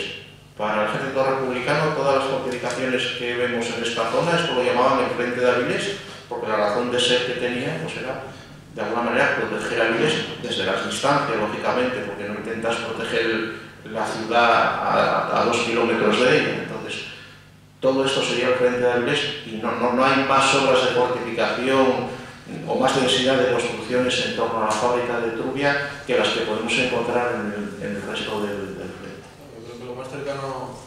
Yo creo que lo más cercano a Trubia son las casamatas de Peleches, ¿no? Yo creo que lo más cercano. Sí. Las que vemos en el vídeo. Bueno, simplemente en torno a Oviedo ahí quedan los restos de 13 casamatas, o sea, 13 baterías de artillería republicanas. Ahí encima de la fábrica de Trubia, el pueblo de Villarín. En Villarín, pues hay como 3 o 4 libros de Sí. Y en las cruces, en la zona de las cruces hay 2. En toda esa zona, toda la vía de Villarín es un... Claro, de Orión hasta Cataluña, pues 2 kilómetros. Hay unas 4 o 5. Por aquí no hay loma que no tenga algo. Casi todas tienen algún nido de ametralladora o alguna batería de artillería. Pero eso, con la misma densidad que podemos encontrar pues, en cualquier otro punto del frente. Salía antes ahí Gurullés, en Gurullés debe haber 8 nidos de ametralladora. En la zona del Pedroso y Bufarán debe haber unos 14 nidos de ametralladoras. Fortificaban todas las alturas, posición que ocupaban y que tenían, posición que fortificaban de obra. Como decía el arquitecto, aquí se jugaba con una baza importante y es que la fábrica de cemento estaba en poder estaba en zona republicana, entonces había mucha capacidad de fortificar. Y luego había personal muy cualificado porque Asturias es uno de los lugares donde se comenzó a implantar el hormigón armado dentro de la ingeniería civil, entonces había gente muy preparada, incluso de las minas y demás, por eso hay una densidad de obras de fortificación que es muy difícil encontrar en otros frentes. ¿Alguna pregunta? Bueno, yo una pregunta no, pero yo lo que sí quiero decir es que a lo largo de la vida los seres humanos no han aprendido nada, porque han ido repitiendo siempre los mismos errores. Entonces es maravilloso que exista gente como estos que recuerden, o sea, que no nos permitan olvidar ni a nosotros ni a los que vengan detrás, para que nunca más se vuelva a repetir esto de la guerra, o sea, lo del 36, que nunca se vuelva a repetir. Ni en España, y ojalá no se repitiera nunca más en ninguna parte, que se está repitiendo en tantos sitios. Es tremendo, lo peor que puede pasarle a una nación. Muy cierto. Y para mí es un aplauso enorme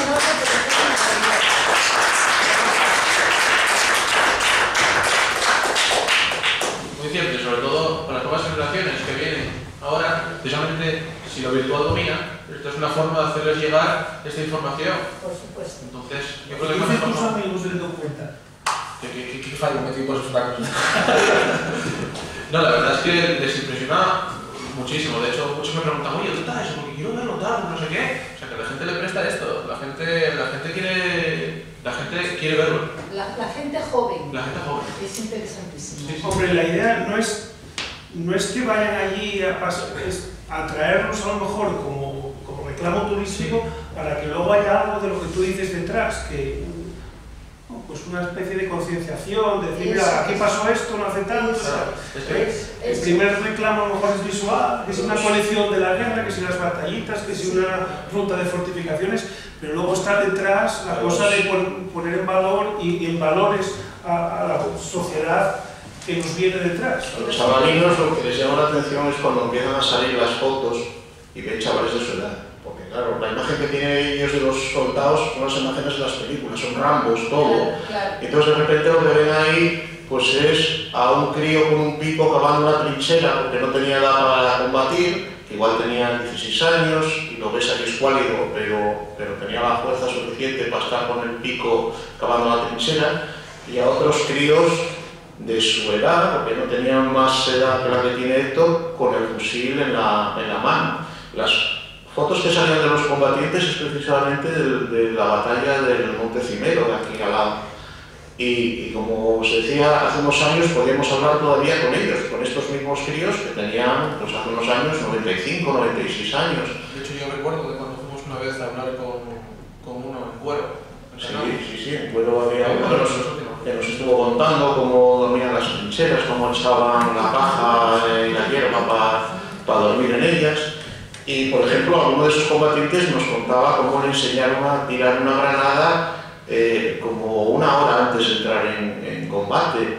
Y bueno, cuando ven esas cosas ya empiezan a asimilar su situación con la de, en este caso, sus bisabuelos, ¿no?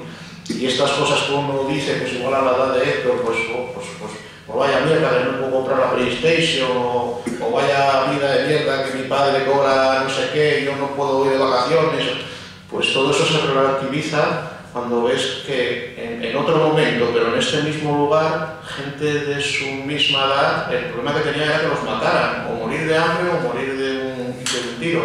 Y bueno, eso yo creo que ayuda mucho a no solo a conocer el pasado, sino a entender un poco el presente y a no olvidarlo, porque nunca estamos curados en salud de que no pueda pasar esto. Tiene que darse X circunstancias que de repente se dan y pega uno el primer tiro y ahí empieza todo.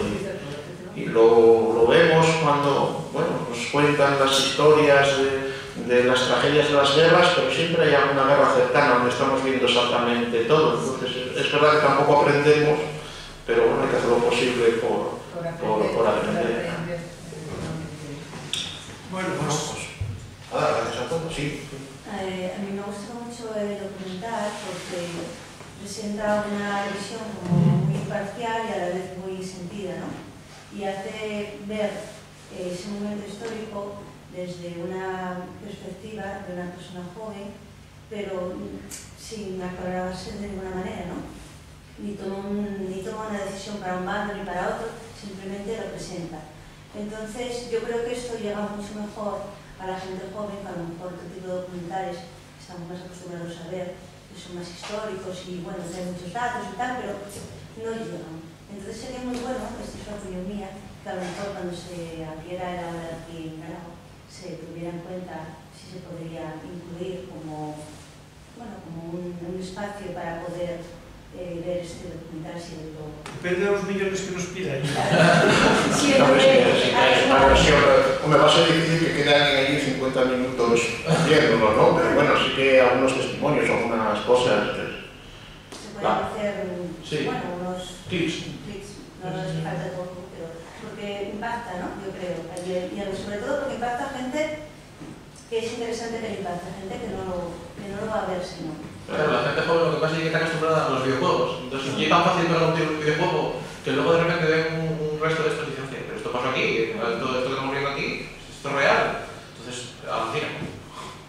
Sí, lo comentaba el profesor, ¿no? Que cuando va con sus alumnos, Pepe, lo que más, y los lleva a ver de todo, desde castros romanos hasta cualquier tipo de patrimonio, lo que más les gusta a los chavales es estas construcciones. Bueno, también porque es muy de películas, también viendo de por túneles y estas cosas, pero bueno, como él explica muy bien, el saber que allí ocurrieron cosas y que son esas cosas que ellos ven, como dice Héctor, en los juegos, pero que no es lo mismo verlo en un juego que verlo en la realidad. De alguna manera, cuando se han reunido a la ametralladora, ellos se imaginan que están ahí teniendo las bombas, y cuando vas con ellos te lo preguntan, te lo dicen, oye, pero ¿y aquí que estaban metidos todo el día?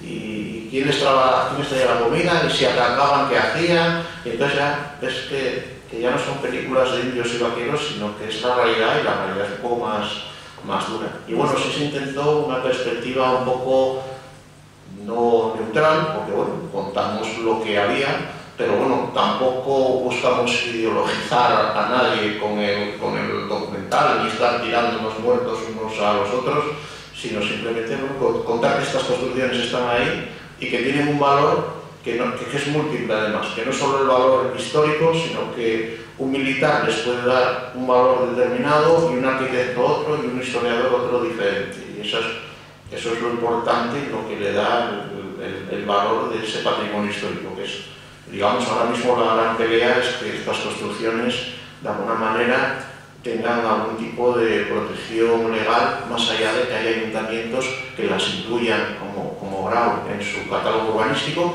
que eso ya es una mínima medida de preservación.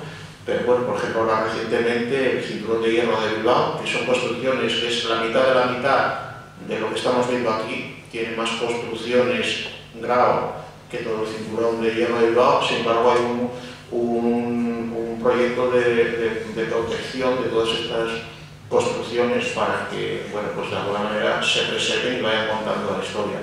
Y lo que buscamos es que algún día haya algo así también para que, bueno, pues no sea tan fácil destruir cualquier construcción de este tipo, que es el gran problema que teníamos cuando fundamos Arama y que todavía lo tenemos ahora, si acaso más reducido, porque con la crisis ya no hay tanta expansión urbanística ni de viales, pero bueno, cualquiera que quiera construir un chalet donde hay una batería de artillería casi no tiene que preguntar a nadie, lo levanta y ya está. Entonces, bueno, pues de alguna manera que haya algún tipo de protección para que, si no todas las construcciones, porque son muchas, al menos algunas se conserven y bueno, tengan esa función didáctica que contamos aquí. Y lo bonito es que lo hacéis con mucho respeto hacia ambos bandos, sin juzgar a ninguno, que ellos cada uno murieron por sus ideales y por defender a España, cada uno con lo que pensaba. O sea, yo creo que ahí cada uno lo que buscaba, como decís, sin politizarlo, solamente explicando lo que pasó en aquellos momentos, que la gente no lo olvide y con un gran respeto lo estáis haciendo, y eso es maravilloso. Nosotros ahí intentamos, sí, bueno, intentamos que sea el público el que tome su propia decisión, ¿no? Y que lo que nos gustaría es que todo el mundo viera esto como un patrimonio independientemente de sus ideas políticas, porque bueno, nadie pone en duda ahora mismo que un Castro tenga un valor histórico y no vamos a estar preguntándonos si estamos a favor de los romanos o a favor de los romanos. Entonces, bueno, esto ya es una cuestión personal de cada uno, todos tenemos nuestra vida, para todos nuestro abuelo sería la mejor persona del mundo, estuviera en el bando que estuviera, y bueno, pues aquí lo que se trata es eso, simplemente contar que estas construcciones están ahí y que yo creo que todos, unos y otros, deberían tener la sensibilidad de protegerlas. Y ahí comentábamos el ejemplo mío y de Artemio, que venimos de historias totalmente distintas y los dos coincidimos en que estas construcciones hay que preservarlas, para que después cada uno de los dos contemos nuestra historia como nos parezca, pero por lo menos que tengamos ahí ese testimonio que nos apoye en lo que contemos. A día de hoy, a pesar de los años transcurridos, por lo que veo, no hay ninguna figura de protección, o por lo menos no a nivel general, sino a lo mejor a nivel local, y que, pues aunque seguramente se han expoliado ya varios cientos de veces, esos trabajos arqueológicos todavía seguiréis encontrando determinados restos que sí que deberían, aunque son susceptibles de ser sustraídos, de ser protegidos de alguna manera, igual que cualquiera que escape un castro y se lleve monedas romanas, eso está penado por la ley. En este caso me imagino que no. No hay una protección específica para ellos, es más, a veces cuando en alguna prospección arqueológica aparecen estos restos, hay hasta problemas para que el Museo Arqueológico lo recoja. Pues claro, cuando llegas al Museo Arqueológico con un trozo de sandalia de un miliciano y con una lata de sardinas de un miliciano y una sartén, pues imagínate, directamente se ríen de uno. Nosotros cuando colaboramos en algún proyecto en el que se hace una investigación arqueológica, lógicamente todos esos restos van para el Museo Arqueológico. Esperemos que sigan ahí porque bueno, pues después hay iniciativas como las del Museo de Grau en el que se van a exponer este tipo de cosas que no tienen un valor económico pero sí tienen un valor rememorativo. Te puedo poner un ejemplo. A nosotros en Arama nos llegó el aviso por parte de un militar de Gaunoval de que en Gijón iban a tirar todos los restos del cuartel de Simancas. Allí hay un montón de cosas que estaban en lo que es el antiguo cuartel de Simancas, que ahora es un colegio. Entonces, la gente del colegio necesitaba esas salas, avisaron al ejército porque lo que tenían ahí eran cosas militares, el ejército buscó lo que le parecía que tenía algún interés para conservarlo y lo demás iba directamente para la basura. Gracias a ese chivatazo de un militar que nos avisó, pues un montón de esas cosas están aquí para exponer en el Museo de Grau. Estamos hablando de que son cosas sin valor, porque son cascos, trozos de cajas, pero bueno, tiene el valor de que forman parte de una de las batallas que hubo aquí en Asturias, que fue la de los cuarteles de Santa Clara. No hay protección ninguna ahora mismo con esos restos, y también hay un turismo de detector de metales, de ir por aquí y bueno, pues está pasando el detector. Que el problema con el que se encuentran muchas veces es que muchos de estos restos están en zonas que están en cartas arqueológicas por otras razones. El Monte de la Escrita se llama La Escrita por algo, porque habría seguramente ahí algún tipo de inscripciones en piedras. Entonces, en algunos casos las construcciones están dentro de cascos, como también comentaba Héctor.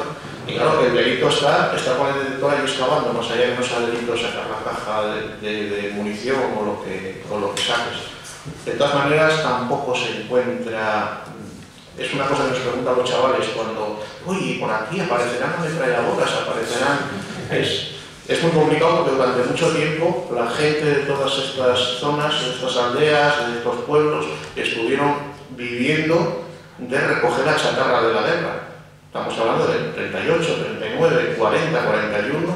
Había gente cuyo único sustento económico era estar recogiendo los restos que había de la guerra civil y venderlas al chatarrero de turno que pasaba todas las semanas y con eso pues podían comprar pantalones y zapatos a los hijos. Entonces ahora lo que puede quedar pues es cuando haya una trinchera colmatada de tierra con el paso del tiempo, pues casquillos o trozos de loza o trozos de sandalia, cosas así de ese tipo que no tienen mucho valor, pero bueno, para un museo yo creo que también le aportan esa humanidad. Cuando vamos a Normandía, pues ahí vemos una taza y un plato y te indican dónde lo encontraron, de qué sitio, y bueno, pues no son grandes tesoros, pero nos ayudan a entender, como vimos ahí, aquella sartén que apareció en la zona del Escamplero, pues bueno, te haces una idea de lo que comían, de si se preparaba la comida, de si tenían más medios o menos medios. Y eso, pues bueno, habiendo museos, pues yo creo que empezarán a tener también un valor y debería haber también medidas de protección y entenderlo como una parte también más patrimonial. Porque el gran problema es que de alguna manera descontextualizan los lugares. Cuando vas a hacer una excavación arqueológica donde ya hubo gente pasando el detector, ya todo está cambiado. No sabes realmente si lo que estás encontrando estaba ahí o estaba más adelante o lo tiró el detector porque no le dio importancia.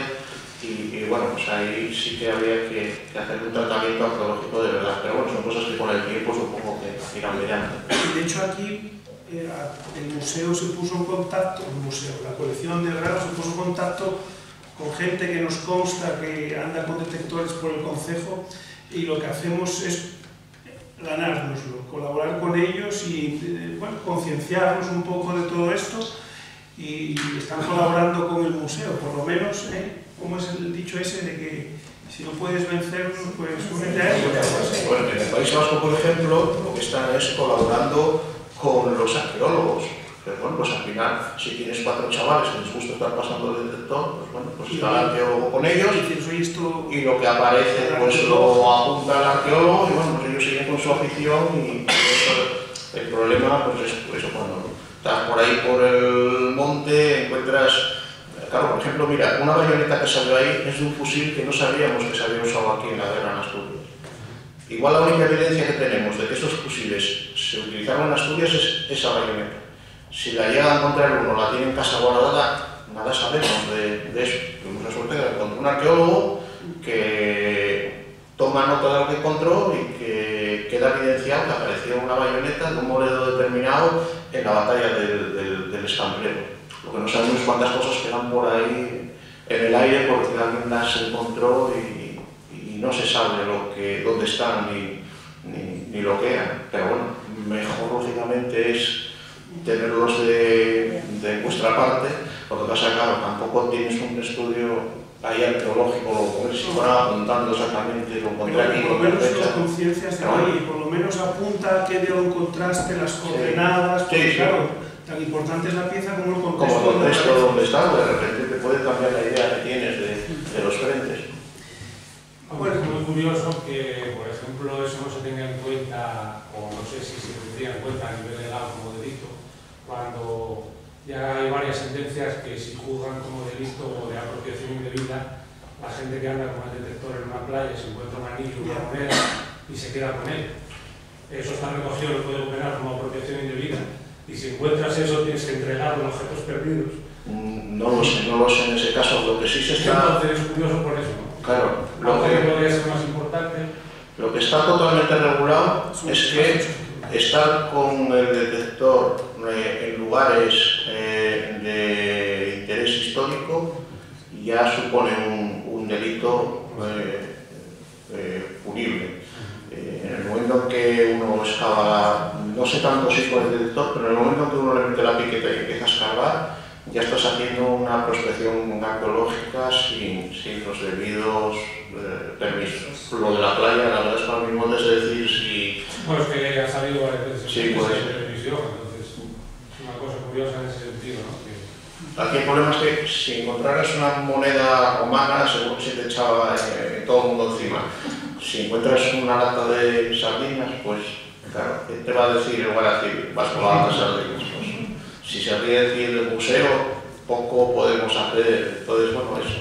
El gran problema muchas veces es que no saben que están en zonas arqueológicas. Entonces tú vas a buscar las balas de la guerra civil, pero estás en un castro prerromano que igual no sabes que lo hay. Y castros, pues aquí hay el Pico del Castro, que se llama Pico del Castro porque es un castro donde hay 2 nidos de ametralladora. Entonces puedes ir con el detector a pasarlo por los nidos pensando que estás en un campo de batalla de la guerra civil y no hay nada, pero luego estás con un detector de minerales excavando en un castro. Y eso sí que te puede suponer igual pues 3.000 o 4.000 o 5.000 euros de multa. De todas maneras, durante tantos años vinieron ya con los detectores que ahora eso va un poco a menos. Ya hay pocos sitios donde no hayan ido con el detector ya a buscar, pero en su momento hubo años que aquí había auténticas excursiones de gente de fuera para venir a pasar el detector de metales. De venir 10 y 12 personas a un campo de batalla. Claro, ahora ya como está todo filmado, pues no hay tanta afición, vamos, por decirlo de alguna manera. Una pregunta por curiosidad. ¿Cómo está el tema de poder visitar partidos de ametralladora, ya que la mayoría pertenecen, o sea, están sobre propiedades privadas? Sí, la persona que sale ahí, Fanjul, el arqueólogo, es el que es el cueto, bueno, que es el más espectacular de todos, el cueto de Lugones. Ese es privado, lo compró una persona, que de hecho está haciendo una colección espectacular de objetos, y Fanjul, bueno, también vosotros los de Alhama a veces colaboráis allí, lo enseña los fines de semana. Y bueno, Fanjul por una serie de circunstancias también colaboró con nosotros en el Museo Etnográfico y existe la posibilidad de organizar una visita guiada desde el área de cultura del ayuntamiento. Lo digo aquí por primera vez por si puede interesar, igual que hacemos visitas al arqueológico o al Museo del Pueblo de Asturias, existe la posibilidad de ir a ver el cueto y luego nos llevan a donde tiene almacenado este hombre que está comprando, esto, bueno, se puede decir, ¿no? No es que yo lo tenga montado todavía como museo, tiene una colección especial, por eso me acuerdo de esto. Él no, él está comprando y la intención de él es arreglar eso para que sea visitable, incluso está pidiendo los permisos correspondientes para montar allí un restaurante. Pero luego en otra zona, que no sé muy bien dónde está, tiene ya la colección, que es una colección muy potente. Sí, él tiene una colección en Coyoto, hasta que no tenga el museo, que claro, es un proyecto muy ambicioso y que llevará su tiempo. Pero sí, ellos los domingos organizan visitas guiadas provisionales al Fortín, pero bueno, aquí tienes la ruta vuestra de Grau, que es visitable, que bueno, están todas las construcciones, más menos algunas, creo que la mayoría están en terreno público, todas, ¿no? Sí, los que no nos autorizaron, sí, había un pequeño problema con el acceso a una, pero eso ya se solucionó. De hecho, ahora con la limpieza reciente de hace 2 meses, se habilitó otro camino para que el propietario ya no tuviera problemas.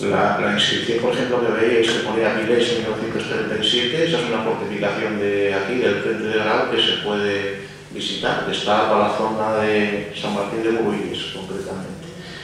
Por ahí hay un montón de construcciones y pues tenéis también el espacio histórico frente de Navarón, aquí al lado, o sea, para ver ahí mucho y para dedicar muchos días a verlo. Podéis entrar en una página web que se llama blocao.es, que es de Arama, donde tenemos más o menos ubicadas las construcciones de la guerra civil que hay por aquí, por el entorno. También podéis entrar ahí, mirar lo que hay, os indica si las obras están en terreno público, privado, si son visitables, y bueno, para hacer excursionistas también está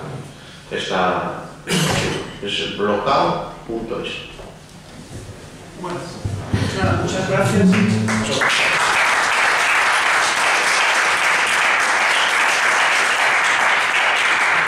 El próximo viernes, en este mismo sitio, a la misma hora, a las 7:30, presentamos el número 7 de la revista Grado, Grau, Villa y Alfoz, que entre otros artículos hay uno de Artemio Mortera, presidente de Arama, sobre la guerra civil en Grado día a día. Todos los asistentes, y esto es para captaros, se os regalaron un ejemplar. Viernes a las 7:30, presentación de Grado, Villa y Alfoz, número 7.